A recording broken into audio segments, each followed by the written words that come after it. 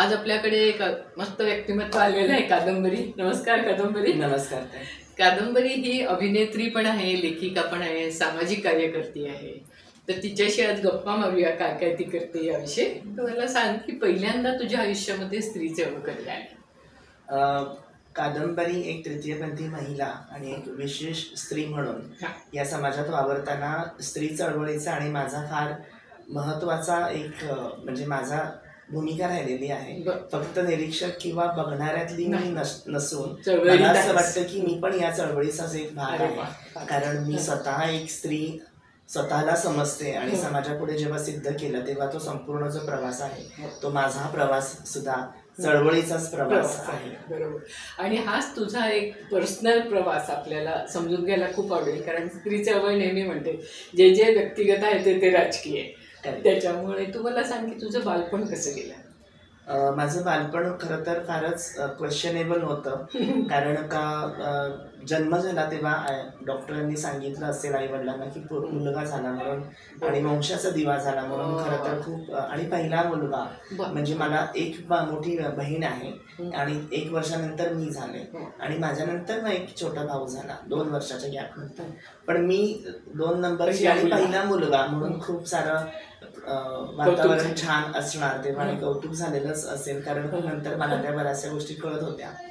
पण कुठे ना कुठेतरी जन्मतः आपल्यामध्ये एक आपण स्त्री भावना घेऊन आलो. या भावनेचा अंकुर कुठला माझ्या पौगंडावस्थेमध्ये म्हणजे कुठेतरी मला त्याची चाहूल लागली की माझ्यामध्ये काहीतरी वेगळेपण आहे.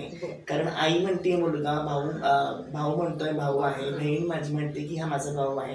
किंवा समाजामध्ये वावरताना मुलगा म्हणून वावरताना मला ते कुठेतरी मान्य नव्हतं. माझ्यामध्ये एक जी स्त्री भावना होती ती सारखं डोकं काढून काढत होती. आणि मग त्याच्यातच मला असं जाणीव झाली की आपण काहीतरी वेगळं आहोत. पण ते वेगळेपण समजायला थोडा उशीर लागला. आणि पण हे जेव्हा वेगळेपण तुझं डोकं बाहेर काढत होतं स्त्री असण्याचं म्हण किंवाचं, तर त्याचा जो आविष्कार होता तो कुठेतरी आईला खटकायचा का किंवा वडिलांना खटकायचा का असं नाही कधी झालं? असं नाही कधी झालं. कारण माझ्या आईला 3 मुलं होते आणि चूल मूल घर संसार आणि जॉईंट फॅमिली असल्यामुळे खूप लोकांचं तिला अडकलेली होती. तिचीच कुसुंबणा होत होती कुठेतरी असं मला जाणवलं. आणि ज्यावेळेस लहान असताना मी माझ्या डान्स आवडतो हे जेव्हा मी सांगितलं तेव्हा उत्स्फूर्तपणे तिने मला होकार दिला, प्रतिसाद दिला. म्हणजे आई म्हणून तिने तिचे कर्तव्य केले. त्यावेळेस कथकच्या डान्स क्लासला तिने मला लावलं होतं. आणि मग घरातली आत्या मामा काकू या सगळ्यांनी की हा थोडासा बाईला चाळी करतोय आणि हा थोडासा फेमिनिन आहे, फारच जरा प्रकर्षाने जाणवतं, तर तुम्ही वहिनी त्याला त्याच्यात टाकू नका. म्हणून मग माझ्या आईला त्यांनी जोर जबरदस्तीने काढायला लावलं. माझ्या आईची एक भावना अशी असेल की आपला मुलगा आहे आणि पंडित बिरजू महाराज सुद्धा जर समाजामध्ये कथक डान्स करतात आणि जर तर मग काय हरकत आहे. म्हणजे तिचे प्रोग्रेसिव्ह विचार कुठेतरी या समाजातील कुटुंब व्यवस्थेने तिला खोडून काढले आणि कुठेतरी माझ्यातली स्त्री परत कमी झाली, दबली गेली.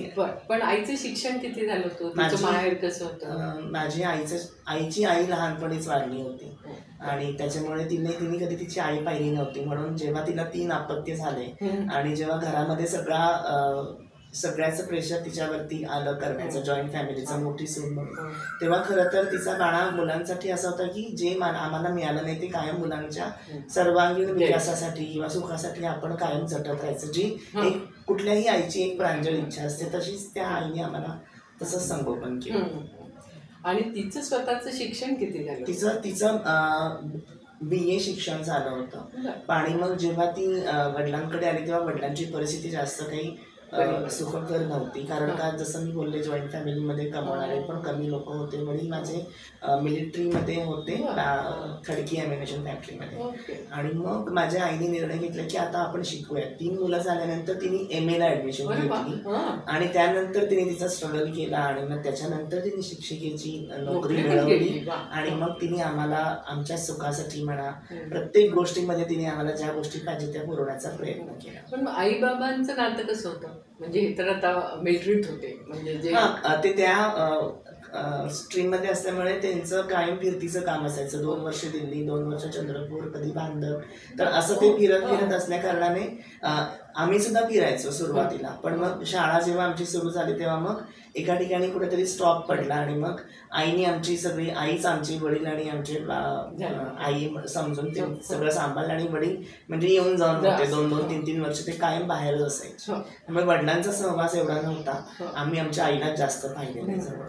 पण मग आजूबाजूचे जे आता काका असतील, काकू असतील, आत्या असतील, ते सगळेजण कसे या तुझ्या सगळ्या प्रवासामध्ये नंतरच्या, म्हणजे जेव्हा तुला जास्ती वाटायला लागलं की नाही आपण स्त्रीच डिक्लेरेशन तर फार उशिरा झालं, पण माझ्या आईला पहिल्यांदा प्रेशर करण्यात आलं की तुझा मुलगा हा असा आहे, किंवा समाजामध्ये बाहेर जाताना चिडवणं, वाडा संस्कृती तर वाढली असल्यामुळे मग मुलींचीच गेम खेळणं. कधी मी क्रिकेटमध्ये रमले नाही, भातुकली, भांडी कुंडी किंवा लगोरीचे गेम खेळणं मुलींमध्ये, त्यांच्यामध्येच मी वाढले तशीच. त्याच्यामुळे त्या वातावरणात कधी आईनी लक्ष दिलं नाही, कारण की लहान मुले आणि ते चांगलं खेळते बागडते एवढंच. पण जेव्हा बाहेरनं तिला हे इनपुट्स यायला लागले की तुमच्या मुलामध्ये काहीतरी वेगळेपण आहे, तेव्हा कुठेतरी ती खचली असणार. तिला जाणीव झाली की काहीतरी वेगळेपण आपल्या मुलामध्ये आहे. सो तिने तिच्या पद्धतीने काय म्हणतो आपण पदर टाकण्याचा प्रयत्न केला असेल कदाचित असं म्हणता येईल. पण तिने मला अनेक डॉक्टरांकडे घेऊन गेली, सायकोलॉजिस्टकडे घेऊन गेली, बुवाबाजी झाली, माझ्यामध्ये संमोहनशास्त्र झालं, विपश्यना करायला सांगितली, मेडिटेशन, व्हॉट नॉट, सगळ्या गोष्टींमधनं मला त्या दिवसाला म्हणजे मला एक हे किती वर्ष साधारण हे मग माझं 10वी पर्यंत असेपर्यंत मग मला काय म्हणतात मिशी आली नव्हती. माझ्या लहान भावाचा आवाज फुटला होता, माझा आवाज फारच हे होता, माझी शरीरयष्टी पण फारच कमकुवत होती. मग मला मेल हार्मोन्स देणं चालू केलं, जे माझ्या शरीराच्या विरोधात होतं, जे माझ्या मानसिकतेच्या विरोधात होतं, जे मला मान्य नव्हतं. आणि या सगळ्या गोष्टीचा परिणाम माझ्यावरती मग खूप झाला. मग कुठेतरी मी न्यूनगंड जास्त यायला सुरुवात झाली, की कारण असं होतं की मला जे हवंय ते मला मिळतच नाहीये कुठेतरी, पण आईच्या प्रेमापोटी. आणि मी तिचा प्रवाह पाहतीये, तिचा प्रवास बघतीये की ती किती जगतीये. समाजाच्या विरोधात जाऊन ती मला डान्स करण्यासाठी प्रवृत्त पण करतीये, मला मुभा पण देतीये, पण तिला कुठेतरी तिला पण ठेचल्या जातात आणि ती हतबल होतीये. आणि लहान असल्या कारणामुळे सगळं विश्व आईच्या अराउंड होतं.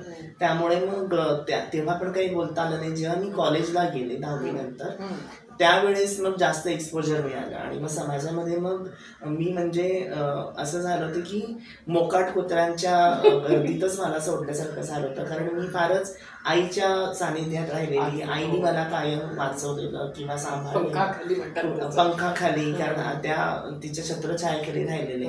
अनेक लोकांनी तिला सांगितलं होतं, टोचलं होतं, पोचलं होतं, पण तरी सुद्धा तिने मला आपलं एक मूल म्हणून सांभाळलं. तिची एक भाबडी अपेक्षा अशी की आता लहान आहे, जरा मॅच्युरिटी येईल, जरा वाढ, काही लोकांचा विकास थोडासा लेट होऊ शकतो, मग तसं त्याच्यात सुधारणा होईल, अशी तिची एक भ्रामक कल्पना होती. पण माझ्यातली बाई सुद्धा ॲट द सेम टाइम फार प्रबळ प्रॉमिनंट विकसित आणि दिसत होती. आणि ते दिसत होतं कॉलेजला गेल्यानंतर. आणि मग तो मला वाचण्याची मी शिकार झाले आणि मग या सगळ्या गोष्टींना मला सामोरं जावं. पण मग वडील या सगळ्या प्रवासात कसे होते, म्हणजे अलूफ होते का कुठे निगेटिव्ह त्यांचं होतं? वडील निगेटिव्ह कधीच नव्हते, पण वडिलांचं घरात लक्ष नव्हतं. आणि करता म्हणून माझी आईच सांभाळत होती, तिनेच कमवण्याचा पण निर्णय घेतला होता आणि तीच आमच्या फीज पण भरत होती. म्हणजे होलसेल वडील होते, पण वडील फक्त आहेत म्हणून आहेत अशीच भूमिका होती. खऱ्या अर्थानं माझी आईनंच आमचं संगोपन. पण म्हणजे निदान वडिलांनी निगेटिव्ह तरी काही केलं? निगेटिव्ह नाही, कारण काही जणांच्या बाबतीत मारहाण होण्यापासून घराबाहेर काढण्यापर्यंत गोष्टी आपण ऐकतो ना, तसं वडिलांनी नाही केलं. आणि हे जे अभिनयाचं आहे तुझं, त्याच्याविषयी कधी लक्षात आलं? म्हणजे जसं नृत्य करतच राहिलीस ना तू, का लहानपणापासून कुठेतरी कलेची आवड होती, ती हेरली होती. आईने मला नृत्याचं ते दिलं, समाजाने नाकारलं म्हणून ते बंद करावं लागलं. आणि मी लुमवी नूतन मराठी विद्यालयाची विद्यार्थिनी असल्यामुळे दरवर्षी तिथे आमच्याकडे चांगलं गॅदरिंग व्हायचं, ॲन्युअल फंक्शन, आणि त्यात कायम मला स्त्री भूमिका करायला मिळायची. ती त्यामुळे माझ्यातलं काय ते मला शाळा पण आवडायची, शाळेत जायलाही आवडायचं आणि तो तेवढा पिरियड पण फार आवडायचा. आणि कारण त्याच्यात मला जगायला मिळायचं त्या गोष्टी. तेव्हा घरातही त्याला अपोज नव्हता त्या गोष्टीला माझ्या. त्यामुळे छान वाटायचं, चला आपल्याला वर्षातनं एकदा तरी बाई बनता येतंय, गजरा घालता येतंय, साडी नेसता येते. आणि प्रोव्हायडेड माझी आईच मला नेसवायची तेव्हा साडी, हो. त्यामुळे ते मला अजून सगळं भावायचं, आवडायचं. आणि ते कलेचं कुठेतरी लहानपणापासूनच बीज होतं. आणि पहिला नृत्य मला माझ्या आईने शिकवलं होतं. मला आजही आठवतं, घरामध्ये पंख होती तोड जाती हे जेव्हा आईने शिकवलं, म्हणजे आजच्या माझ्या वयाला सुद्धा मला माझी आई आणि तो सगळा सीन आठवतो की कुठेतरी तिला तिचं मुक्त व्हायचं होतं, ती होऊ शकली नाही, तर तिने तिचं मुक्त पंख होती तो उडत जाती रे. तर हे जे तिला जर पंख मिळाले असते, तर तिला जर ती मुभा मिळाली असती, स्वातंत्र्य मिळालं असतं, तर कदाचित आज चित्र फार वेगळ्या पद्धतीने असतं.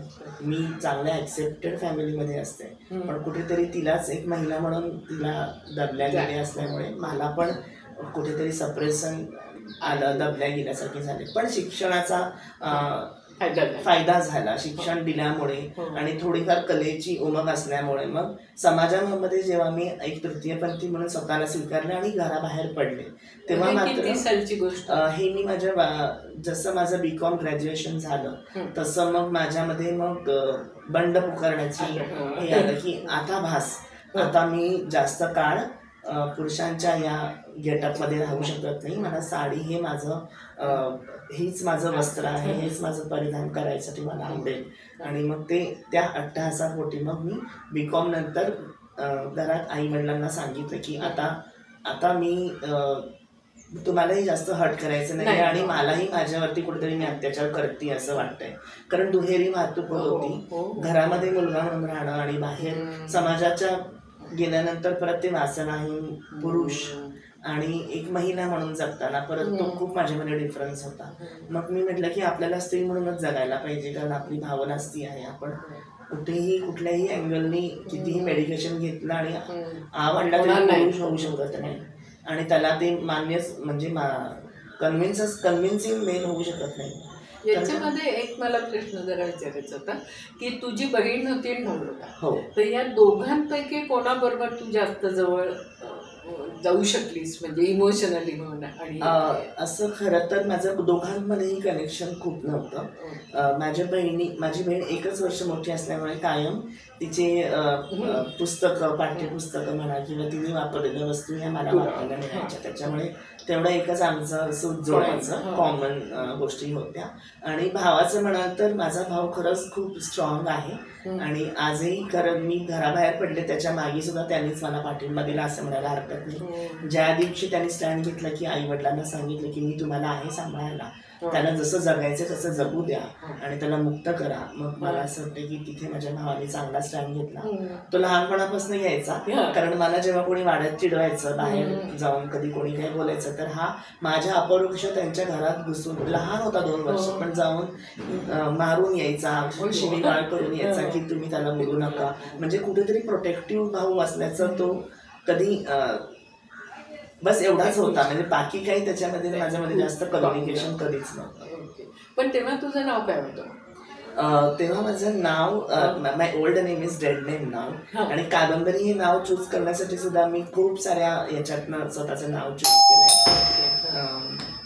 कारण कादंबरी म्हटल्यानंतर एक हिस्ट्री बुक असंच म्हणता येईल.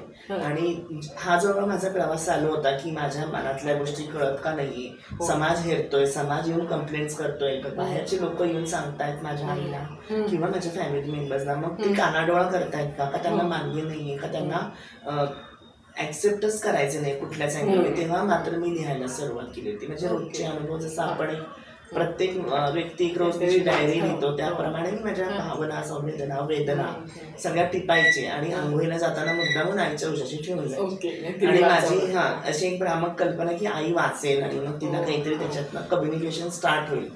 बाहेर येऊन बघायची तर ती वही तशीच असायची, तिने कधी वाचली नाही. पण मग ते पुस्तकच राहिलं.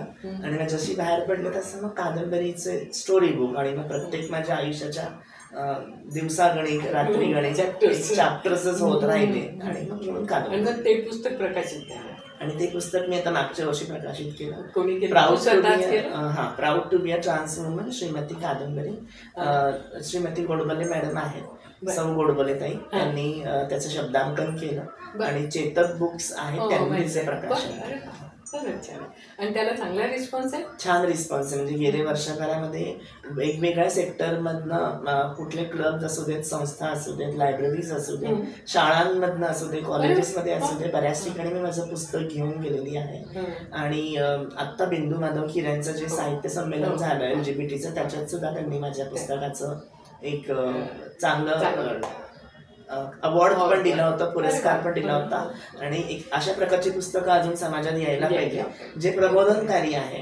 कारण जो माझा प्रवास होता तोच प्रत्येकाचा प्रवास. कुठे ना कुठेतरी सिच्युएशन्स वेगळे असतात, पण स्वीकार करण्याची किंवा ती महिला तो ते तिचा प्रवास आपण जेव्हा म्हणतो, म्हणजे परत मी महिलेशी स्वतःला हे करते कारण मी स्वतः एक महिला आहे.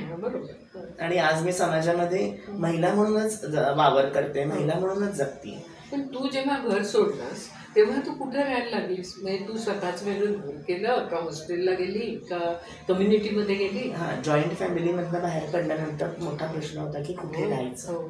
आणि स्लम्समध्ये राहणं मला कबूल नव्हतं. कारण का खूप अप्पर क्लास नाही पण मिडल क्लास पण नाही, पण बऱ्यापैकी चांगल्या एखाद्या घरातनं मी आले होते जे फ्लॅट सिस्टीम, अपार्टमेंट सिस्टीममध्ये पहिल्यापासून राहत होते.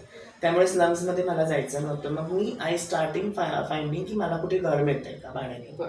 पण ट्रान्सजेंडर म्हणल्यानंतर घरावर कोणीच देत नव्हतं. सो ती माझ्यासाठी खूप मोठी काय म्हणतात अडचणच, खूपच अडचण होती की ऍक्सेप्टन्सच नव्हता.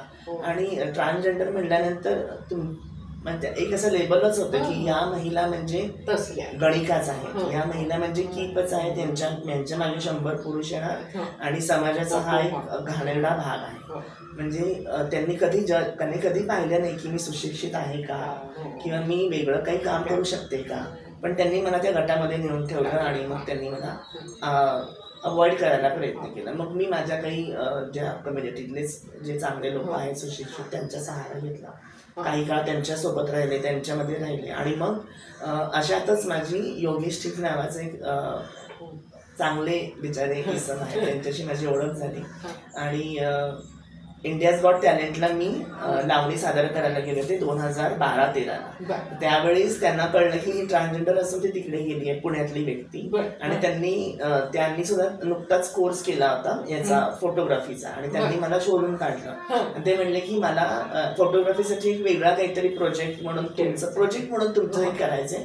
तर जेव्हा तुम्ही मेल टू फिमेल ट्रान्समिशन करता तर ते मला मिळेल का, लेन्स कसा मेकअप करता आणि कसं तुम्ही तयार होता आणि कसं डान्स करता. म्हटलं ठीक आहे, हरकत नाही.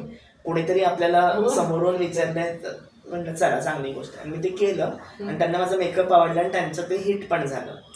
त्यांचं COL सेलिब्रेशन ऑफ लाईफ नावाचं पेज आहे फेसबुकला, ते चांगलं नावोदित पेज आहे. आणि मग ते म्हणले की अरे वा तू छान मेकअप करतेस, मग तू माझ्यासाठी मेकअप करशील का. परत प्रश्नचिन्ह झालं की आता माझ्याकडनं मेकअप कोण करून घेईल.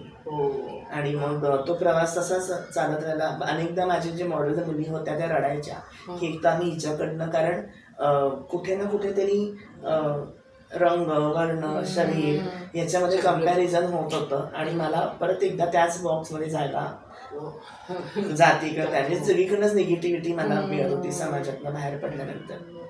कधी कधी असं वाटायचं की मी स्त्री भूमिका जेव्हा स्वीकारली तेव्हा म्हणजे एवढ्या स्त्री शोषिक असतात. आईचं शोषण पाहिलं होतं, आईचा प्रवास पाहिला होता, आई माझी आयडल होती. पण जेव्हा मी स्वतः घराबाहेर एक स्त्री म्हणून बाहेर पडले तेव्हा जाणवलं की टप्प्याटप्प्याला आपल्याला किती गोष्टींना सामोरं जावं लागतंय. आणि प्रत्येकासाठी एक वेगळा झगडा आहे, राहण्यासाठी, खाण्यासाठी, पिण्यासाठी, चांगले वस्त्र घालण्यासाठी, काम करण्यासाठी सुद्धा केवढा मोठा स्ट्रगल आहे की ते ॲक्सेप्टन्सच नाही. तुमची कला, तुमचा अभ्यास, तुमच्या सगळ्या गोष्टी बाजूला, पण जेंडर म्हणून तुम्हाला म्हणजे मग मी कुठेतरी थर्ड महिला, तृतीयपंथी महिला, पण मग महिला आहे म्हणून त्यांनी मला वासनेचा पण आहारी धरायचा प्रयत्न केला. तिसरी आहे म्हणून त्यांनी मला कायम तिसरी वागणूक दिली. मग हे असं सगळं होत असताना खरंच खूप त्रास झाला मला. हो. पण त्या माझ्या जे लॉजिस्टिक होते त्यांनी माझ्यावरती विश्वास ठेवला आणि त्यांनी मला मेकअप आर्टिस्ट म्हणून ठेवलं. हळूहळू मी रुळले. मलाही कळलं की आपण कसं बिहेव करायला पाहिजे, मॅनरिझम कसे असले पाहिजे, बोलायचं कसं. आपण एकांतात असतो तेव्हा आपल्यामध्ये बऱ्याच वेगळे हावभाव असतात. टाळी वाजवणं किंवा बऱ्याच अंगी जेव्हा आपल्याला समोरनं ऍक्शनला रिॲक्शन म्हणतात. कोणी अरेला केलं तर कार्य पण करायची हिंमत नव्हती, पण ती आली होती ट्रान्सजेंडर म्हणून. पण जेव्हा आपण मेनस्ट्रीमच्या काही अशा कलेच्या माध्यमात वावरतो तेव्हा कसं वागलं पाहिजे, कसं राहिलं पाहिजे ह्याची मला जाणीव झाली. आणि मग मला घरं मिळायला सुरुवात झाली. मला त्या खरं तर योगेश टिंकनी अधिकृत मेकअप आर्टिस्टचं एक लेटर दिलं. आम्ही हिला अपॉइंट केलंय, एक ID कार्ड बनवून दिलं आणि तो म्हटलं की आता तू घर घे आणि तुला घर मिळण्यास मदत होईल. मग मी जाऊन सगळ्यांना सांगायची की मी मेकअप आर्टिस्ट आहे, मी चांगली काम करते, वाईट काम करत नाही. आणि अशी मी ऑर्डर घेतल्या. अक्षरशः मी फाईल घेऊन जायची आणि दाखवायची की हे मी काम केलेलं आहे, हे इथे इथे आलेलं आहे, हे मला अवॉर्ड मिळालेला आहे. मग मला घरं मिळायची. पण ती सुद्धा वर्ष, 1.5 वर्ष, 2 वर्ष झाले की आजूबाजूला कुणकुण व्हायची, असे लोक आमच्या इथे नाही पाहिजे, मुलींचे लग्न होणार नाही. आणि मग बऱ्याचदा असं व्हायचं. बहिणीच्या सासरी काय म्हणजे बहिणीचं लग्न झालं? बहिणीचं लग्न झालं. मी घराबाहेर पडण्याच्या आधीच तिचं लग्न झालं होतं. सो त्या लोकांनी मला एक तिचा भाऊ म्हणूनच पाहिलेला आहे. म्हणून जेव्हा मी घर सोडून बाहेर आले तेव्हा त्याच्यानंतर मी परत काही वळून घरी गेलेले नाही. त्याच्यामुळे त्यांच्यासाठी कदाचित मी जिवंत आहे की नाही हाही एक प्रश्न. म्हणजे अजून या काळातही ते असंच आहे? हो, अजूनही या काळातही असंच आहे. ते LGBTIQ चळवळीचं त्याच्यामुळे जरा सांग आता की तुझा चळवळीतला अनुभव कसा, पहिल्यांदा तुला काय वाटलं की आपण चळवळीत जायला पाहिजे? कारण मला असं जाणवलं की हा तर माझा प्रवास फार धकाधकीचा होता. महिला म्हणून मला प्रत्येक ठिकाणी कुठेतरी अपमान आणि कुठेतरी त्या पितृसत्ताक समाजाला सामोरं जावं लागत होतं. आणि हे मी हेरत होते. कुठे ना कुठेतरी शिक्षण होतं, पण हे कळत होतं की आपण जर चांगलं राहिलं तर आपल्याला ऍक्सेप्टन्स कुठेतरी, म्हणजे ज्या समाजाने आपल्याला नाकारलं त्या समाजातच आज आपण राहतोय, त्या समाजात खातोय पितोय. तर म्हणजे मी प्रत्येक वेळेस निगेटिव्ह बाजू नाही पाहिली, पॉझिटिव्ह बाजू पाहिली की 4 लोक नाक मुरडत आहेत, तर ज्यांनी आपल्याला ऍक्सेप्ट केलंय आपण त्यांच्याकडे बघूया आणि जगूया.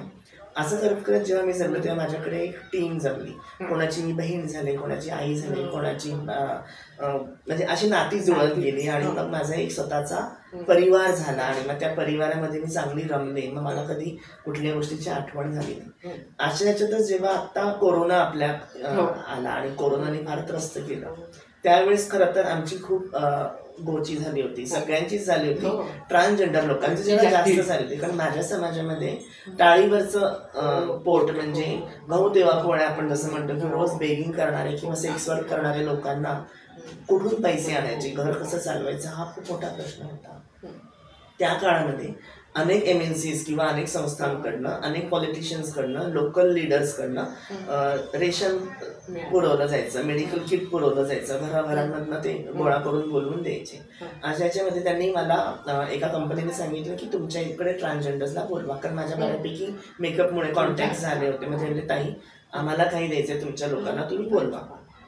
असं म्हटल्यानंतर मला 50 लोकांचं किट त्यांनी आणलं होतं. जमले 75 लोक. 25 लोकांना आम्ही किट देऊ नाही शकलो. पण त्या 75 लोकांची जेव्हा माझं डिस्कशन झालं तेव्हा मला जाणीव झाली की फक्त हीच एक गरज नाहीये आता आपल्या समाजामध्ये. जेव्हा मी हा प्रवास करून आले तसेच माझ्यासारखे हे 75 काही लोक अजून आहेत जे पाईपलाईनमध्ये, ज्यांना यायचं आहे, ज्यांना बाहेर पडायचं आहे, जे अडकलेले आहेत आणि जे ऑलरेडी बाहेर पडलेत पण आता ते वृद्धाच्या सिच्युएशनला आले, त्यांना काहीच कळत नाहीये.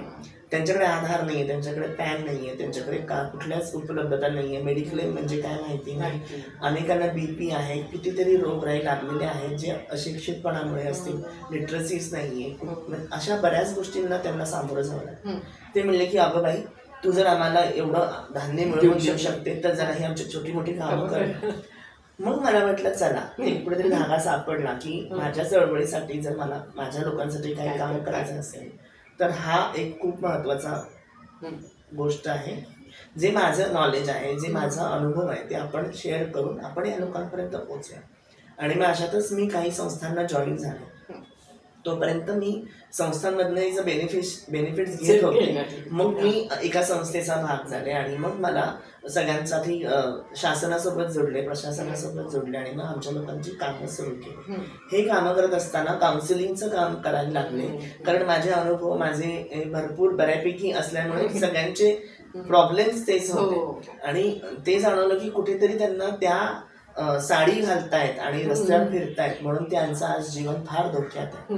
मग हेच म्हणजे महिला आहेत म्हणून आम्हाला कुठेतरी दाबल्या जात आहे, सप्रेस केल्या जात आहे आणि वापर केला जातो कुठे ना कुठेतरी. पण समाजाचा दुटप्पीपणा हा तिथे जाणवला की ते लोक येतात, ताई 5 रुपये घ्या, 10 रुपये घ्या, आशीर्वाद द्या म्हणून पायाही पडतात आणि दुसऱ्या क्षणी ते डोळा मारून म्हणतात की चला मग आज भेटायचं का, तुम्ही अवेलेबल आहात का. म्हणजे मग ही जी दुहेरी बाजू आहे ना समाजाची, काळी गोरी नाण्याच्या 2 बाजू असतात, तशा याच्यामध्ये मग त्या प्रवासामध्ये मग त्याची एक समांतर लाईनीला काम चालू केलं की समाजामध्ये दोन्ही ठिकाणी लोक आपल्याला वेगवेगळ्या नजरेने बघतायत, तर आपण कसं राहिलं पाहिजे, काय आपल्या मुलांना काय शिकवलं पाहिजे किंवा आपल्या समाजाला काय ॲडव्होकसी करण्याची गरज आहे. त्यांचं आपला समाज जर आपण सुशिक्षित केला, जर त्यांना काही 4 गोष्टी शिकवल्या तर कदाचित वाईट मार्गाला कोणी जाणार नाही. चांगलं आणि जे आता चांगलं एम्प्लॉयमेंट शासनाने आम्हाला देणं चालू केलेलं आहे, त्यासाठी त्यांना उद्युक्त करणं, चांगल्या गोष्टींमध्ये त्यांना वळवणं, हे असं आता कार्य माझं सध्या चालू आहे. या सगळ्या म्हणजे प्रवासामध्ये जास्तीत जास्त अशाच केसेस तुला दिसल्या का की जिथे व्हायलन्स आहे, डोमेस्टिक व्हायलन्स आहे, म्हणजे लहानपणी खूप मारहाण झाली यांना की तू मुलगा आहेस, मुलगीसारखं काय बघतोय किंवा आमच्या प्रतिष्ठेला बाधा येते. अगदी म्हणजे हे आजही चालू आहे. मला सांगायला लाज वाटते, भीती वाटते आणि वाईट तर खूपच वाटतं. या 21व्या शतकामध्ये जिथे आज आम्ही आमच्या स्वतंत्रतेसाठी प्राईड काढतो, आज मी नाटकांमधनं प्रबोधन करते, आज एवढं खरं तर सगळीकडे अवेअरनेस वाढलेला आहे. 1-2च दिवस म्हणजे कालचीच केस होती की एका 17 वर्षाच्या मुलाला इंटरसेक्स आहे, त्याला त्याचं अजून जेंडर आयडेंटिटी त्याला क्लिअरन्स नाही आहे. त्याच्या आई वडिलांनी त्याला इतकं मारलं, मामानी आणि मामीनी, आणि आत्ताच्या आत्ता घराबाहेर जा असं सांगितल्यानंतर त्या मुलांनी इतर लोकांना कॉन्टॅक्ट करून ऑर्गनायझेशन लेवलला आम्हाला ती माहिती आली. आणि पण मग तो मुलगा पण 17 वर्षाचा आहे, अजून तो 18 वर्षाचा झालेला नाहीये. कायदा असं सांगतो की आई वडिलांनी सांभाळायला पाहिजे. तुमचं मूल कसंही असलं, जर तुमचं अपंग असेल तुम्ही सांभाळायलाच असताना त्याला, मग तुम्हाला अशी मुलं का चालत नाही. मग त्यांना सांभाळायला पाहिजे. परत दुसरी गोष्ट, पोलिसांकडनं जाऊन आम्ही त्याला रेस्क्यू करू शकतो, कारण जरी ऑर्गनायझेशन असल्या तरी सुद्धा आम्हाला काही पॉलिसीज किंवा त्याचा कायद्याच्या चौकटीत राहूनच काम करायला लागतं. तर त्या मुलाची जेव्हा आम्ही विचारले की आम्हाला पोलिसांकडनं कंप्लेंट करून तुला सोडवावं लागेल, तर कुठेतरी तो मुलगा पण थोडासा घाबरलेला आहे कुठेतरी, की कारण परत सामाजिक दडपण आहे, परत ह्या सगळ्या गोष्टी. तर अजूनही हा झगडा अजूनही आहे की आजही मान्यता नाहीये. आणि हे फक्त आपल्या शहरात आहे म्हणूनच नाही, तर हे सगळीकडे गावांमध्ये सुद्धा आहे. अनेक लोकांना पार मारून टाकतात, जाळून टाकतात. त्यांच्यावरती एखादी मुलगी आहे, पण जर तिने सांगितलं की मी लेस्बियन आहे किंवा मला ट्रान्समॅन बनायचं, तर तिच्यावरती घरातमधनं अत्याचार होतो, जोर जबरदस्ती होते आणि तिला जाणीव करून दिली जाते की तुझा जन्म हा याच्यासाठीच झालेला आहे. म्हणजे योनी आहे म्हणून तिने त्याचेच राहायला पाहिजे का, किंवा पुरुष आहे म्हणून मग त्यांनी त्याच वागलं पाहिजे का. असे हे जे काही समाजामध्ये खूप साऱ्या गोष्टी आहेत जे ऑलरेडी प्रस्थापित, म्हणजे आपण म्हणतो ना की हे त्याच बॉक्सेसमध्ये आहे, लादल्या जातात. जिथे आपण एवढ्या अवेअरनेसच्या गोष्टी करतो, धर्माच्या ग्रंथाच्या गोष्टी करतो, तर तिथे आजही आपली मानसिकता संकुचित आहे.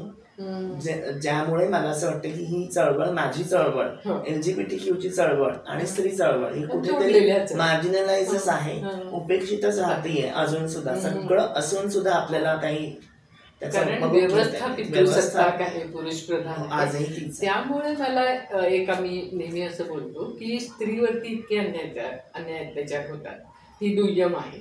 असं असून सुद्धा जेव्हा ट्रान्स वुमनला असं वाटतं की नाही मला बाईच व्हायचंय, तेव्हा तिची आतली उर्मी किती स्ट्रॉंग असेल ना. म्हणजे खरं कसं आहे की एकीकडे ती पुरुष हे झाली तर प्रधान आहे ती म्हणजे व्यवस्थेच्या अंतर्गत, पण तरी सुद्धा तिला बाई व्हावं असं वाटतं. याचा अर्थ शरीराच्या आतून तिला केवढी मोठी प्रेरणा असेल की नाही मला बाईच व्हायचं आहे. हे सगळंच नैसर्गिक आहे. हो.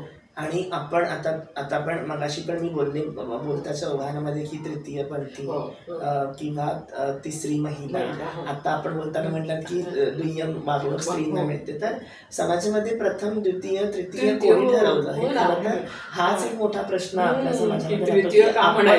आपणही चळवळीचे भागीदार असून सुद्धा आज आपल्याला अशाच ब्रॅकेटमध्ये पाहिल्या जाते आणि आपणही त्याच ब्रॅकेटला धरून चालतोय. खरं तर मला असं वाटतं की मनुष्यवादी चळवळ असली पाहिजे, एक ह्युमन बिईंग म्हणून. मग त्याच्यामध्ये स्त्री पुरुष समानता आहे, तसं LGBT किंवा ती पण एक समानताच आहे. एक व्यंगत्व असलं म्हणून काय आपण त्यांना वेगळंच टाकतो का, दिव्यांग म्हणून काय वेगळंच सोडतो का? काही गोष्टींमध्ये आपण त्यांना वेगवेगळ्या त्यांच्या उपलब्धता देतो ज्या नेसेसिटी आहे, पण अदरवाईज समाज म्हणून आपण त्यांना एकच बांधून ठेवलेलं. या समाजाचा एक भाग आहोत आपण. बरोबर. या चळवळीला पुढे नेण्यासाठी नाटकांचा किती उपयोग होतो असं तुला वाटतं? म्हणजे तू नाटकात काम करते, वेगवेगळी नाटकं जमीर सारखा लिहित असतो आणि बरीच जण लिहितात, तर त्याविषयी सांग. मला खूप मोठा अनुभव माझ्या आयुष्यामध्ये हा एक आला आणि सांगायला आवडेल आज. कारण जेव्हा मी M.Com झालं माझं आणि मी त्या म्हणजे बाहेरच होते त्यावेळेस, B.Com नंतरच बाहेर पडते मी, M.Com बाहेरनं एक्झाम दिली. मग माझी घरात आई शिक्षिका होती, माझी बहीण पण ओघाओघाने तिचं MPM झाल्यामुळे ती पण प्रोफेसर होती. मला असं वाटलं की आपल्याला पण शिक्षक म्हणून कुठेतरी काम करायला पाहिजे, पण मग तेव्हा शिक्षक म्हणून नॉलेज नव्हतं जास्त किंवा अभ्यास केला नव्हता किंवा कुठे अप्रोच करायचं माहीत नव्हतं. मग मी म्हटलं की आपण एखादा छोटा कोर्स करूया, प्री प्रायमरी कोर्स, आणि लहान मुलांच्या शाळेमध्ये आपण टीचिंग करूयात, कारण मला आवडायची लहान मुलं तेव्हा. मी गेल्यानंतर तिथला तो डिप्लोमा कोर्सवाला म्हणाला की मॅडम तुम्हाला हे आम्ही कोर्स शिकवू, पण तुमच्याकडे कुठला पालक पाठवेल मुलांना शिकवायला किंवा कुठली शाळा तुम्हाला हायर करेल ॲज अ शिक्षक म्हणून? तर तो म्हणाला तुम्ही करू नका, आहे this is waste of time and waste of money. म्हणजे खरं तर त्यांनी मला रियालिटी चेक दिला, पण मला त्यातच क्षणी त्या माणसाचा फार राग आला की तू असं कसं बोलू शकतोस, तू कोण ठरवणारा, ते माझं मी बघून घेईन. मग बाहेर आल्यानंतर मी विचार केला की नाही यार तो खरं बोलतोय, कारण ही प्रॅक्टिकल आहे. मग काय करू असं याच्यामध्ये मग कलेतनं जेव्हा मग मी माझा उदरनिर्वाह करत होते, नाच कामामधनं माझं घर भरत होतं, पोट भरत होतं, अशातच ह्या टिकटॉकचा जमाना आला, इंस्टाग्रामचा जमाना आला आणि माझे काही रील्स आणि माझे काही एक्सप्रेशन्स बघून मला 1-2 डायरेक्टर्सनी कॉल केला आणि रोजी नावाचं माझं एक पहिलं ज्याच्यामध्ये मला लीड कॅरेक्टर मिळालं, ते मला कॅरेक्टर करायला मिळालं. ट्रान्स वुमनचं सशक्त कॅरेक्टर होतं. त्यानंतर मग त्याच्या मागे एक पिक्चर केला मराठी, एका रॅप सॉन्गमध्ये छोटी भूमिका केली, ताली वेब सिरीज आली ती, त्याच्यामध्ये काम करायला मिळालं. त्याच्यामध्ये जी छोटी सुष्मिता सेन दाखवली आणि जो तिचा सुशिका सीन दाखवलाय नाच गाण्याचा, त्याच्यात तिची गुरुवाई आहे जे तिला ओवाळते आणि तिला हळद कुंकू लावते आणि त्या भाऊचराची माताला तिला दाखवते की दिस इज युअर लाईफ. सो तो त्या टर्निंग पॉइंटला तो एक माझा तिथे सीन मला मिळाला आणि तिथं मला रेकग्निशन अजून जरा जास्त चांगलं मिळालं. मागच्याच वर्षी मी भाऊबीजेची ऍड केली गोविंद मिल्क डेअरी सोबत. मग या सगळ्या जेव्हा मी ही सगळी कामं करत होती कुठेतरी, तेव्हा असं वाटलं की आपल्याला प्रबोधन करणं फार गरजेचं आहे आणि कुठेतरी आपल्याला आता मेनस्ट्रीम मध्ये आपण बऱ्यापैकी काम करतोय तर डायरेक्ट काम बघितलं पाहिजे.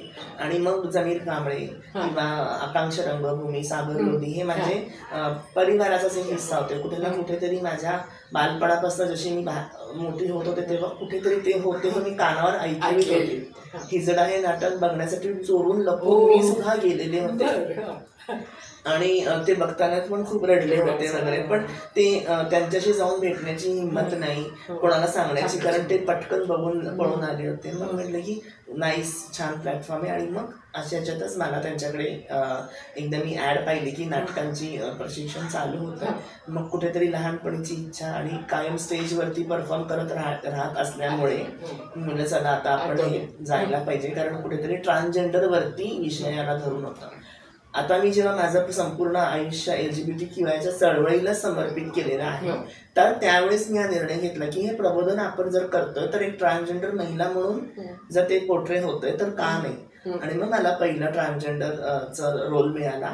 त्यांनी प्रेस कॉन्फरन्स भरवली आणि खरंच माझं सौभाग्य चांगलं आणि त्यांचे पण खरंच खूप मी आभार मानले पाहिजे जमीर सरांचे आणि सागर लोधी यांचे की त्यांनी प्रेस कॉन्फरन्स घेऊन डिक्लेरेशन पण केलं की महाराष्ट्रातली पहिली नाटककार प्रबोधनकार कादंबरी हिचा हा मान आहे. मग मला राज्यस्तरीय स्पर्धेत त्यांच्यासोबत मी पार्टिसिपेट केलं आणि मग तो प्रवास सुरू झाला. त्यानंतर आता जे तुम्ही पाहिलं मेरीज SSS त्याच्यामध्ये तो रोल मी करणार होते पण दुसऱ्या कमिटमेंटमुळे तो राहिला. पण आजही मी त्याचा भाग आहे आणि आता तिसरं नाटक करते. सगळ्या नाटकांमध्ये अर्धम नावाचं नाटक आहे सौरभ घाटकर लिखित. म्हणजे फारच वेगळा आणि आगळा वेगळा विषय खरं तर की तृतीयपंथांनी नाटक का करू नये हाच विषय घेऊन तो नाटक रचलेला आहे. आणि त्यामध्ये प्रामुख्याने म्हणजे छत्रपती शिवाजी महाराज हे जी सगळ्यांचं आपलं प्रेरणास्थान आहे आणि दैवत आहे पूर्ण संपूर्ण महाराष्ट्राचं, त्यांची भूमिका एखाद्या ट्रान्सजेंडरने का करू नये तर हा मला फार इंटरेस्टिंग वाटला. सुरुवातीला फार धाडसी नाटक आहे. सुरुवातीला मी सुद्धा बिंग अ ट्रान्सजेंडर थोडीशी एक वेगळ्याच नजरेने आणि जोडने गेले. नाटक पाहिलं तेव्हा आय वॉज सरप्राईज की वाव किती छान आहे. आणि मग मी त्या नाटकाचा भाग झाले आणि त्याच्यात मला ट्रान्सजेंडरची भूमिका करायला मिळाली. तर आज ते नाटक आता 2 अंकीमध्ये परत या वर्षीच्या राज्यस्तरीयसाठी तयारी चालली आहे. तर मग आता छान म्हणजे साधारण तुला किती 10 वर्ष झाली तू नाटक किंवा अशा फील्डमध्ये आली? नाटक करून मला 3रं वर्ष आहे. म्हणजे याच्यामध्ये प्रेक्षकांचा जो सहभाग आहे LGBTIQ सगळ्या सिम्पथायझर म्हणून किंवा असं वाटणं त्यांना की नाही ही चळवळ बरोबर आहे आणि काय समाज वागतोय यांच्याशी ही बरोबर नाही आहे, चांगलं वागलं पाहिजे, माणसंच आहेत अशा अर्थाचं. तर असं तुला काही फरक जाणवतो म्हणजे जे बघायला येतात त्यांच्यामध्ये म्हणून किंवा जनरली समाजात वावरत असताना? खरं तर नाटक आणि रंगभूमी हा रंगमंच आपण डिरेक्टली कनेक्ट करतो समाजाशीच. कारण समाजामध्येच आपण ते नाटक करतो. समाजामध्ये आमूलाग्र बदल घडावा म्हणून केलेलं ते नाटक प्रबोधनकारी असतं आणि त्याच्यातले पात्र त्याच्यातले कलाकार हे स्त्री पुरुष किंवा ते कलाकार म्हणून ओळखले जातात. मग बऱ्याचदा असं होतं की स्त्रीने पुरुषाचं काम केलंय, पुरुषाने सुद्धा अनेकदा स्त्रीचं काम केलंय. पण तृतीयपंथ्यानेच तृतीयपंथ्याचं काम आहे असं पोर्ट्रे करणं कधी अनेकदा लोकांचे भुवया उंचावणारं आहे.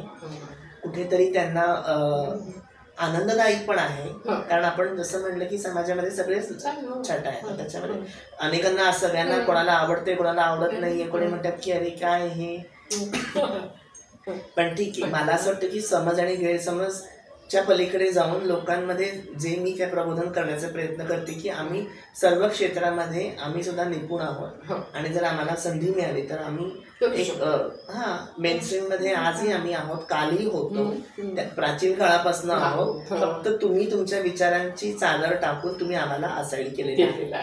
तुम्ही तुमचा तो पुरुषीपणा, तुमचा अहंकार, तुमचा इगो सगळ्याला एकवटून तुम्ही हे मान्य नाही ते मान्य नाही, हिला हे नको तिला ते नको हे तुम्ही केलेलं. पण त्यात तरी सुद्धा आम्ही आमचं डोकं वर काढू पाहतोय आणि आम्ही आमचं अस्तित्व वारंवार दाखवतोय. हाच माझा प्रयत्न आणि तो माझ्या मते आता एकूण जोर धरत आहे.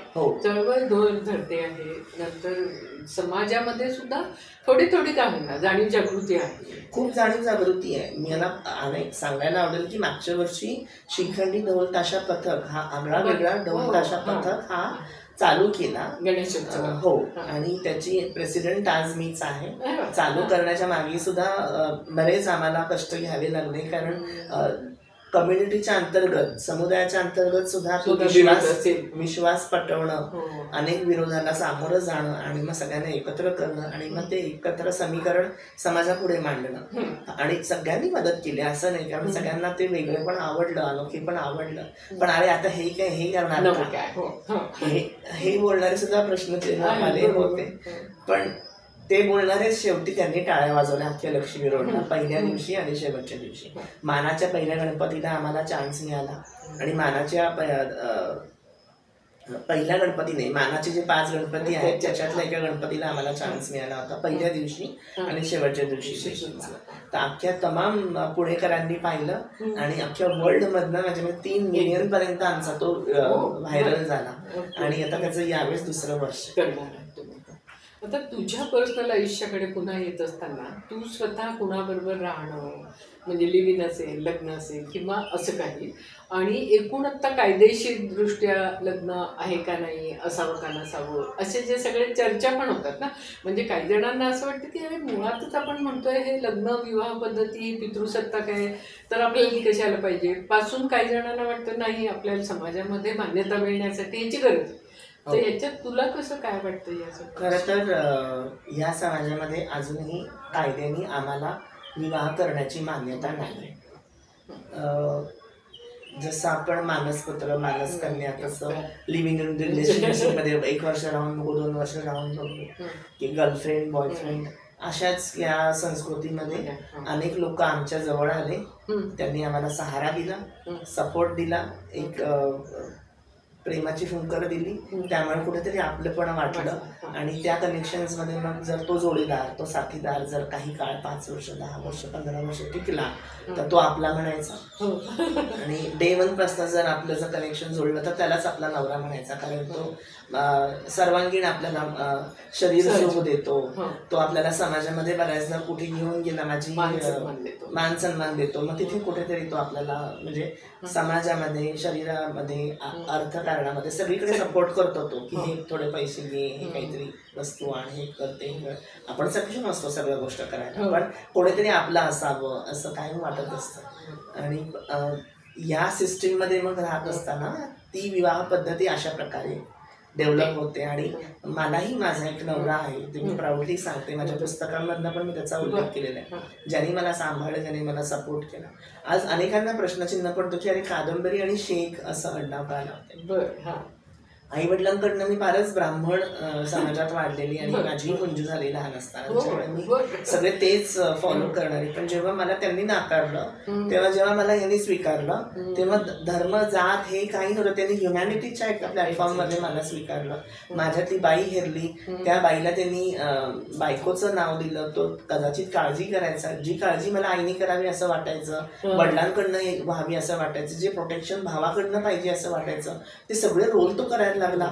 आणि मग मी म्हणले की हे काय गडबडतंय, काहीतरी गोंधळ होतोय, की असा तू का जीव लावतोय जिथे मला अख्खे लोक म्हणजे झटकारून दिले, नकार केलाय, तिथे तू मला एवढा असा विरोध स्वीकारतोय का? मग ते नातं जोडतं आणि मग तिथे मग मनोमिलन होतं आणि मग एकत्र राहिल्यानंतर नवरा बायको हे रिलेशन होतं. मग त्याच्या घरी लोकांची कशी रिॲक्शन असते? नाही, बऱ्याचदा काय होतं ना, याच्यामध्ये अनेक लोक घरापर्यंत जातात, अनेक लोक घरापर्यंत जात नाही. कारण अगेन तीच मानसिकता आणि ह्या लोकांना आता जवळ करायचं का, किंवा मग आजकाल नॉर्मल्स आपल्या मुख्य प्रवाहामध्ये सुद्धा एक्स्ट्रा मॅरिटल अफेअर असेल तर त्याला त्याच अँगलने बघितलं जातं. तसंच ते इकडे पाहिलं जातं. म्हणजे परत ह्या समाजामधले मुख्य प्रवाहातलेच सगळे पुरुष येतात, नावं पण ठेवतात आणि त्यातूनच तेही येतात. सो म्हणजे हा पण विरोध मी जसं मगाशी पण बोलतो, टप्पीपणा तो हाच आहे. की ते कधी म्हणतात की माताजी पाया पडतात, आशीर्वाद द्या, आणि मग म्हणतात आज न भेटायचं का, आज हात या प्रकारचं. आणि असं जे म्हटलं जातं ना की या कम्युनिटीमध्ये रिलेशनशिप्स म्हणजे जास्ती वेळ टिकत नाही आणि त्या जास्ती करून सेक्स ओरिएंटेड असतात. म्हणजे हे काय आक्षेप म्हण किंवा समाजाचा बघण्याचा दृष्टिकोन जसं काही बाकीच्या ह्याच्यात नसतंच आहे. म्हणजे सोकॉल्ड नॉर्मलमध्ये सुद्धा बऱ्याच वेळेला असं दिसतं ना, किंवा विवाहबाह्य संबंध भारतीय संस्कृतीमध्ये किंवा आपल्या या समाजामध्ये किंवा ऑल ओव्हर विश्वामध्ये बार्टर सिस्टीमच आहे, देवाणघेवाणच आहे. आज जर तुम्ही स्त्री आणि पुरुषाचा जरी विवाह संबंध तिची सिस्टीम पाहिली तर जर नवऱ्याने कमवून स्त्रीला घरात आणून दिलं नाही तर ती नांदेल का, टिकेल का? त्यांनी तिला शरीर सुख दिलं नाही तर ती त्याच्याकडे राहील का? तर म्हणजे हे इतकं ते बार्टर सिस्टीम असताना हे आमच्या बाबतीत सुद्धा तेच आहे. फक्त होतं असं की मान्यता नसल्यामुळे, बऱ्याच ठिकाणी कामधंदे नसल्यामुळे, स्वातंत्र्य नसल्यामुळे, पैसे कमवत नसल्यामुळे आम्हाला वासनेची शिकारी होताना ते सोपं पडतं, कारण शरीर हे एकच आमच्याकडे आमची संपत्ती आहे. ती एकच आकर्षक संपत्ती आहे जी कदाचित दिल्यामुळे आम्हाला बऱ्याच गोष्टी सुखकर मिळतात. खायला मिळतं, प्यायला मिळतं, अन्न मिळतं, सपोर्ट मिळतो, सिक्युरिटी मिळते समाजामध्ये. आणि मग असं होतं की मग त्या क्षणाला जर त्याची डिमांड केली असेल तर मी पण एक मनाने आणि शरीराने, शरीर मी नंतर घडवते पण मनाने स्त्री आहे, मग मला सुद्धा त्या स्त्री भावनेच्या अंतर्गत मला सुद्धा शरीर सुद्धा आहेच, त्यासाठी मला पुरुष हवाच. मग ह्या सगळ्या गोष्टींचा जर विचार केला तर इट इज बोथ साइडेड. तर मग ते अगेन बार्टर सिस्टीम झाली. आता या सगळ्या म्हणजे याच्यामध्ये सामाजिकतेच्या ह्याच्यात आता असं दिसतंय तुला की बऱ्यापैकी LGBTIQ मधली लोक शिकायला लागली आहेत, वेगवेगळ्या क्षेत्रात नोकऱ्या करायला लागली आहेत आणि त्यांचा कॉन्फिडन्स एकूण बऱ्यापैकी वाढतोय. हो हो अगदीच. म्हणजे मी सांगायला आवडेल की सगळे अनेक लोक आमचे सरपंच आहेत, प्रिन्सिपल आहेत, एअर होस्टेस आहेत, IAS ऑफिसर बनतायत आता, म्हणजे पोलिसांमध्ये सुद्धा मिळालेली आहे त्यांना एक नवीन शाखा तयार झालेली. सगळ्या क्षेत्रात आजकाल ट्रान्सजेंडर तुम्हाला दिसतील. अनेक ठिकाणी फॅशन मॉडेल इंडस्ट्रीमध्ये तर आहेतच, आणि त्या इंडस्ट्रीमधनं सुद्धा जे मेनस्ट्रीम मधले लोक ज्यांना वाटले की आता आपण हे अवेअरनेस वाढलाय, कायदा आलाय, तर मग त्यांनी पण त्यांची सेक्शुअलिटी ओपन केलेली आहे. अनेक सेलिब्रिटींची मुलं म्हणा किंवा प्रस्थापित ऍक्टर्स म्हणा, हे सुद्धा आता आपली सेक्शुअलिटी ओपन करून स्वतःला ते चेंजेस करून ते त्या ह्याचा भाग बनवू इच्छितात आणि बनत आहेत. सो अवेअरनेस भरपूर आहे आणि हा पहिल्यापासून होता, आजही आहे आणि उद्याही राहणारच आहे. तो काय आपलाच भाग आहे, कारण LGBT हा स्त्री पुरुषाच्या याच्यातनंच प्रोडक्शन मधनच झालेला आहे. आपण लैंगिकता हा एक स्पेक्ट्रम आहे, म्हणजे आतापर्यंत नुसतं स्त्री आणि पुरुष असं जे मानलं ते काही खरं नाही. त्याच्यामध्ये अजून एक मला असं वाटतं की ट्रान्स वुमन आणि ट्रान्स मॅन याच्यामध्ये ट्रान्स वुमनला जास्ती सोपं आयुष्य आहे का दॅन ट्रान्स मेन, का असं नाही? ट्रान्स मेन हे आता कुठे आपल्याला पाहायला मिळते, कमी दिसतात. पहिल्यापासून होते असं नाही, पण मन मारून आणि परत पितृसत्ताक समाज ज्याला आपण म्हणतो तिथे महिलांना त्यांना त्यांचा स्वतःचा आवाज नाही. पण मी पुरुष असून मी काहीतरी महिलेचे चाळे करते म्हणून त्या पुरुषाला पटलं नाही म्हणून मला बाहेर काढलेली ती महिला. मग जेव्हा मी बाहेर पडते तेव्हा मला तर आता लाज विकून खाल्ल्यासारखी किंवा लाज नसलेली मी हे ठरवलं लोकांनी. पण खरं तर मलाच खूप लाज वाटते, माझं मला सुद्धा आणि आमच्या समाजाला सुद्धा. तर अशा तृतीयपंथी महिलांचा प्रवास तर खडतर आहेच, कारण त्यांना पदोपदी क्षणोक्षणी त्यांना त्या गोष्टींना टॅकल करावं लागतं. आणि ही चळवळ आम्ही खूप काळ गाजवली आहे, खूप काळ जगत आहोत आणि अजूनही त्याला लढा देत आहोत. म्हणजे तो लढा अजूनही संपलेला नाही. पण या लढा चालू असताना कुठेतरी आज आम्ही आमच्या कम्युनिटीच्या LGBTच्याच स्पेक्ट्रम मधल्या ट्रान्स मेनला पाठबळ देतोय कुठे ना कुठे, त्यांना सपोर्ट करतोय की नाही आता तुम्हीही पुढे यायला पाहिजे आणि आम्ही तुमच्या सोबत आहोत.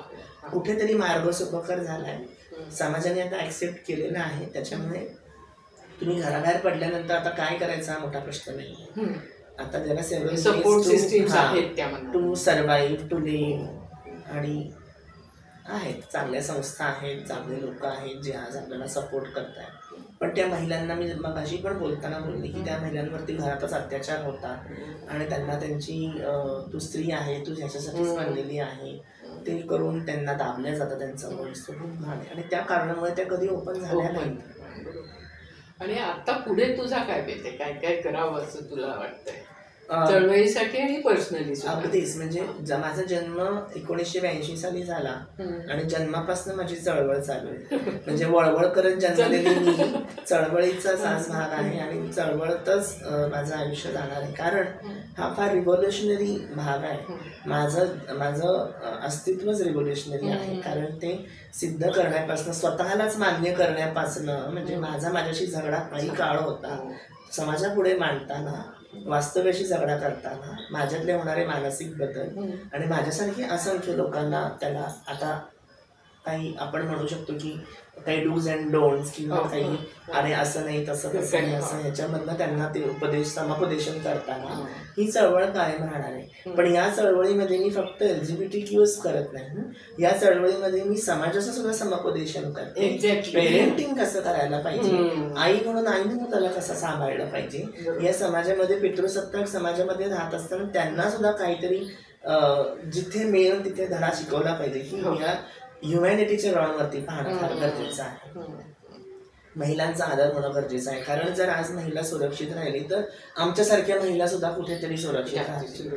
आणि मी एक महिला आहे आणि एक माझी आई पण एक महिला आहे, तिच्याकडे माझ्यात खरं तर काहीच अंतर नाही. आज जर पाहिलं तर आमचं मन एकसारखं आहे. आज धर्मानी कर्मानी मी सुद्धा सगळ्या महिलेचेच कर्मकांड निभवती आणि सगळ्या चालीरूढी पाळती. म्हणजे ब्लाऊज हे असंच घातलं पाहिजे, पेन ही इथेच लावली पाहिजे, अशा सगळ्या ज्या अधोरेखित करून ठेवलेल्या गोष्टी त्याला मी फॉलो करते. आणि म्हणजे चांगलं वाईट हे म्हणण्यापेक्षा, खरं खोटं म्हणण्यापेक्षा जे सत्य आहे ते सत्य आहे, त्याला आपण लपवू शकत नाही. तर त्याला ऍक्सेप्ट किती तुम्ही करता हे फार महत्वाचं. आणि आता या चळवळीचा म्हणजे LGBTIQ चळवळ आणि स्त्री चळवळ याचं जे नातं आहे ते नातं चांगलं होतंय अजून असं तुला जाणवतंय का? कुठतरी असं वाटतं की नाही एका मर्यादेपर्यंत स्त्री चळवळ बरोबर आहे, तिच्या पुढे नाही येऊ शकत. आणि याला जोडून अजून एक प्रश्न असा की जसं LGBTIQ चळवळ झाली, स्त्री चळवळ आहे, स्त्री चळवळीमध्येच वेश्यांचा प्रश्न घेतला गेला आहे. पण असं तुला वाटतं का की LGBTIQ आणि वेश्या चळवळ म्हणजे बऱ्याच वेळेला ट्रान्सजेंडर म्हणजे जसं तू म्हणालीस की गृहीतच धरतात ना आणि विचारतात की येणार का आज, तशा अर्थाने वेश्यांच्या चळवळीबरोबर LGBTIQ किती आहे? पुरुष प्रधान या समाजामध्ये ना वासनाहीन पुरुषी वृत्तीला आज प्रत्येक महिला जाते, वेश्या नाही जाते किंवा LGBTQ समाजातला नाही जाते. आज लहान लहान मुलींवरती सुद्धा घरामध्ये अत्याचार होतात, त्यांना सुद्धा वासनेचं शिकार व्हावं लागतं. तर मला असं वाटतं की ही चळवळ खरं तर संपूर्ण महाराष्ट्राने संपूर्ण विश्वात युनिव्हर्सल चळवळ आहे. ही वृत्तीची चळवळ आहे, ही मानसिकतेची चळवळ आहे.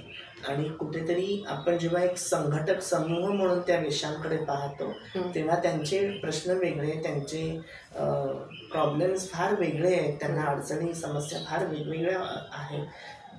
ज्या आमच्या आहेत त्या ॲक्सेप्टन्सपासून बाहेर पडणाऱ्यांच्या फार वेगळ्या आहेत. ज्या मेनस्ट्रीममध्ये महिला आज घरात राहत आहेत, इक्वल महिला आहेत, त्यांचे प्रॉब्लेम्स वेगळे आहेत, लहान मुलींचे प्रॉब्लेम्स वेगळे आहेत. म्हणजे एकंदर पाहिलं तर प्रॉब्लेम सगळीकडे वासनेच्याच आहारी कुठेतरी जातोय आपण आज सगळीकडे.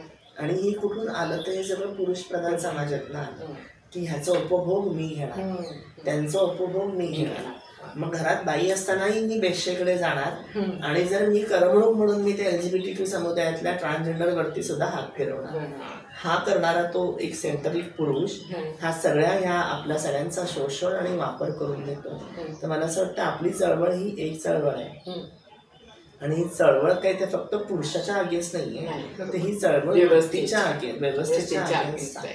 आणि म्हणून आता जसं तू म्हणाली वृत्ती, तर ही दिसत असताना या व्यवस्थेतून पुरुषांची जी वृत्ती आली ती बदलणं, त्याच्यामुळे पुरुषांनाही बरोबर घेणं या चळवळीमध्ये आणि त्यांच्याबरोबर आपण सगळ्यांनी माणूसपणाच्याकडे वाटचाल करणं असं हे मला वाटतं. आणि त्यासाठी ह्युमॅनिटीची चळवळ आहे. स्त्रीवादी जर आहेच, कारण स्त्रीला आपण अनेकदा मगाशी पण बोलतोय की दुय्यम स्थान आहे, तर आपण इक्वॅलिटीचा आपण स्त्री पुरुष ट्रान्सजेंडर वेश्या या सगळ्या एकच आहोत. फक्त मनुष्य जाते याच्यामध्ये प्रत्येकाचं अंग वेगळं आहे, वर्ण वेगळा आहे, रंग वेगळा आहे, त्याचं हावभाव वेगळं आहे, पण बाकी त्यांचं जगणं एकच आहे, रक्ताचा रंग एकच आहे, भावना एक आहेत, लागलं तर दुखतंय, प्रेम दोघांना तिघांना चौघांना एकसारखंच होत आहे. त्याच्यामुळे या आपल्या माणूसपणाच्या चळवळीसाठी आपण हातात घालून जाऊया आणि त्यासाठी खूप शुभेच्छा. छान वाटलं तुमच्याशी गप्पा. आमचा हा व्हिडिओ तुम्हाला आवडला असेल तर लाईक करा, शेअर करा आणि मिळून साऱ्या जणीचं YouTube चॅनेल सबस्क्राईब करा. धन्यवाद.